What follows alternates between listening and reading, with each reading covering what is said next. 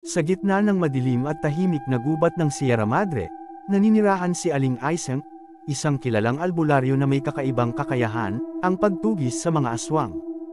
Hindi siya basta-basta manggagamot, siya ay isang mandirigma, isang tagapagtanggol ng kanyang komunidad laban sa mga nilalang na nagtatago sa dilim.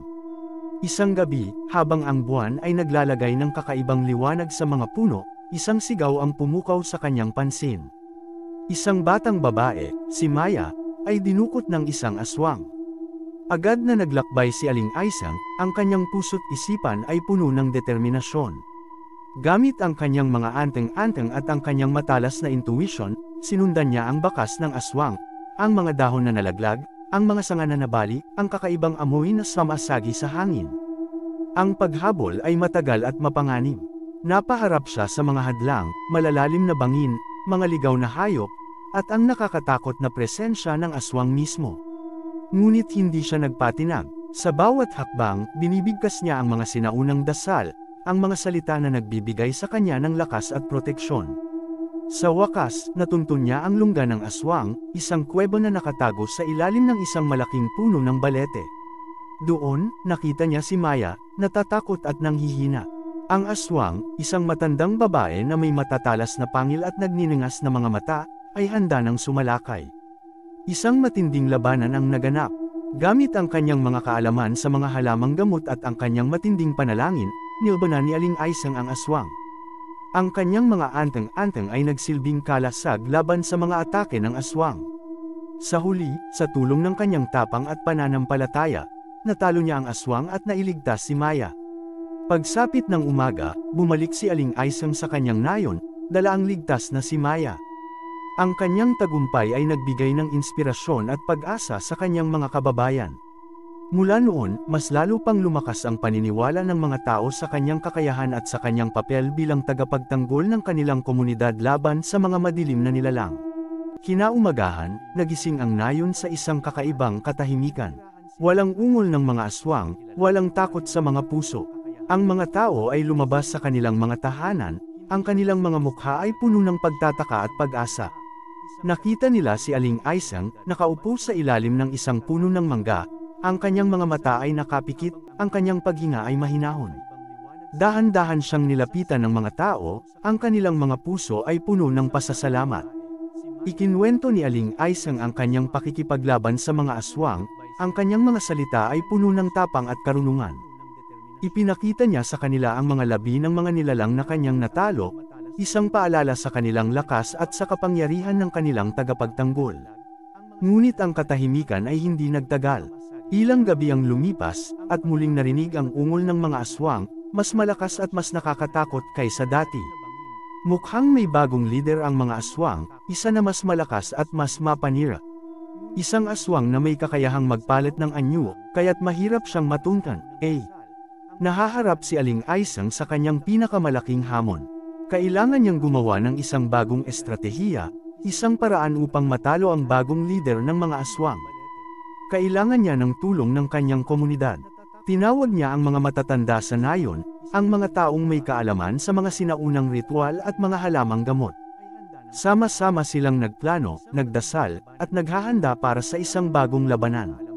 Ang kapalaran ng nayon ay nakasalalay sa kanilang mga kamay. Ang laban ay hindi pa tapos. Sa gabing iyon, nagtipon ang mga taga-nayon sa gitna ng plaza. Sinindihan nila ang mga sulok, ang mga apoy ay sumasayaw sa hangin, na parang sumasabay sa ritmo ng kanilang mga puso.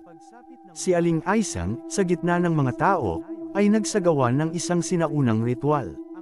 Binasa niya ang mga lumang dasal, ang kanyang boses ay malakas at malinaw, na nagdadala ng pag-asa sa mga puso ng mga nakikinig. Habang isinasagawa ang ritual, biglang umihip ang isang malakas na hangin. Ang mga puno ay yumuyuko, ang mga dahon ay sumasayaw sa hangin.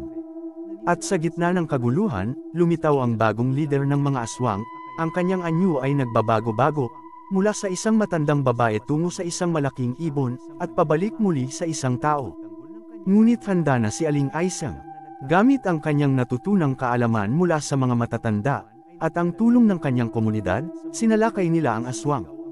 Hindi ito isang simpleng labanan ng puwersa, kundi isang labanan ng isip at espiritu. Ginamit ni Aling Aisang ang kanyang mga anteng-anteng, ang kanyang mga halamang gamot, at ang kanyang matalas na isipan upang malito at mapahina ang aswang. Ang mga taga-nayon naman ay sumuporta sa kanya, ang kanilang mga panalangin at pag-asa ay nagbibigay sa kanya ng lakas. Sa isang nakakagulat na sandali, natalo nila ang aswang.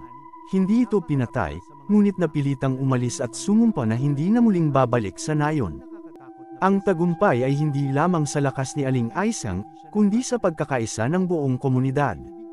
Ang kwento ni Aling Aisang ay hindi lamang isang kwento ng isang albularyo na tagatugis ng mga aswang, kundi isang kwento ng pagkakaisa, tapang, at pananampalataya. Ang katahimikan ay nagbalik sa nayon, ngunit hindi ang dating katahimikan, ito ay isang katahimikan na puno ng pag-iingat, isang katahimikan na nagpapaalala sa mga taga-nayon ng panganib na palaging nagbabanta.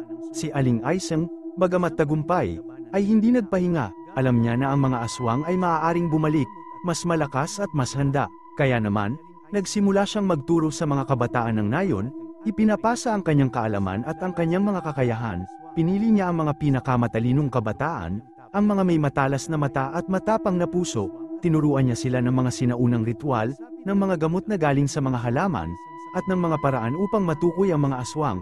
Hindi niya sila tinuruan lamang ng pakikipaglaban, kundi tinuruan din niya sila ng kahalagahan ng pagkakaisa at pagtutulungan.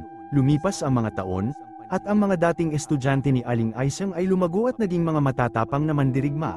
Sila ang naging bagong tagapagtanggol ng nayon, ang mga bagong tagapagligtas laban sa mga aswang, ang kanilang mga pangalan ay kinatakutan ng mga nilalang ng dilim, at ang kanilang presensya ay nagdudulot ng takot sa mga puso ng mga aswang. Ngunit isang araw, isang bagong banta ang lumitaw, hindi ito ang karaniwang mga aswang, kundi isang mas makapangyarihang nilalang, isang nilalang na nagmula sa isang malayong lupain, isang nilalang na may kakayahang manipulahin ang mga elemento, na may kakayahang lumikha ng mga bagyo at lindol.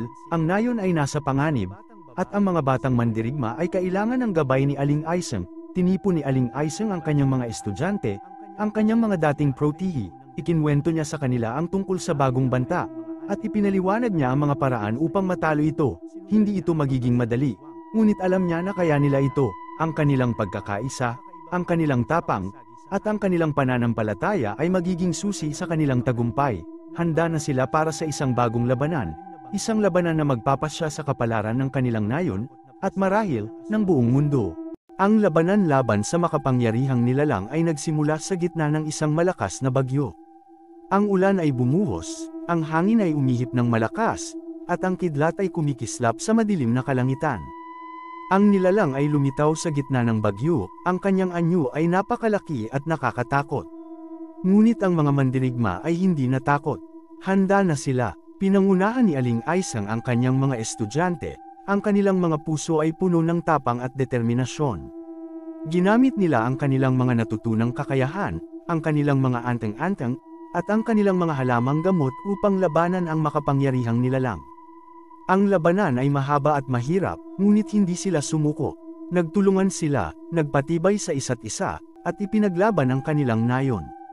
Sa gitna ng kaguluhan, natuklasan ni Aling Aisang ang kahinaan ng nilalang. Ito ay isang maliit na marka sa kanyang balat, isang marka na hindi nakikita ng mga ordinaryong mata.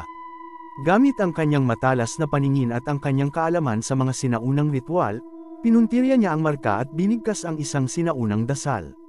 Sa isang iglap, ang makapangyarihang nilalang ay nawala, natalo sa lakas ng pananampalataya at pagkakaisa ng mga taga-nayon. Ang bagyo ay hamupa, ang ulan ay tumigil, at ang araw ay sumikat, na nagdadala ng pag-asa at kapayapaan sa nayon. Ang mga mandirigma ay nagdiwang, ang kanilang mga puso ay puno ng kagalakan at pasasalamat. Si Aling Aisang, bagamat pagod na pagod, ay nakangiti. Alam niya na ang kanyang misyon ay matagumpay. Naipasa na niya ang kanyang kaalaman at ang kanyang mga kakayahan sa mga susunod na henerasyon. Ang kanyang mga estudyante ay naging mga matatapang na mandirigma, handa na upang ipagtanggol ang kanilang nayon laban sa anumang banta. Ang kwento ni Aling Aisang ay naging isang alamat, isang kwento na ikinukwento mula sa henerasyon hanggang sa henerasyon. Isang kwento ng tapang, pagkakaisa, at pananampalataya. Isang kwento na nagpapakita na kahit ang pinakamalakas na kaaway ay matatalo kung ang mga tao ay magtutulungan at maniniwala sa kanilang sarili. At sa wakas, sa ilalim ng payapang langit, ang nayon ay nanatiling ligtas, protektado ng mga alaala at ng mga aral ni Aling Aisang, ang albularyong tagapagligtas. Dito nagtatapos ang kwento.